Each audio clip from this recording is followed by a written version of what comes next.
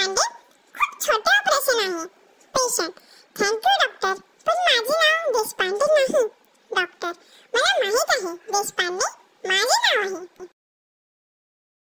बंड्या एक मोठी कंपनीमध्ये इंटरव्ह्यू द्यायला गेला. बॉस, कॉंग्रॅच्युलेशन्स, तुम्ही सिलेक्ट झालात. तुमची फर्स्ट इयर सॅलरी 5 लाख प्रत्येक वर्ष राहील आणि येत्या वर्षातून तुमची सॅलरी 10 लाख प्रत्येक वर्ष करून देईल. हे ऐकून बंड्या उठून चालू लागला. बॉस, काय झालं? बंड्या, तर मग मी येत्या वर्षीच येईन.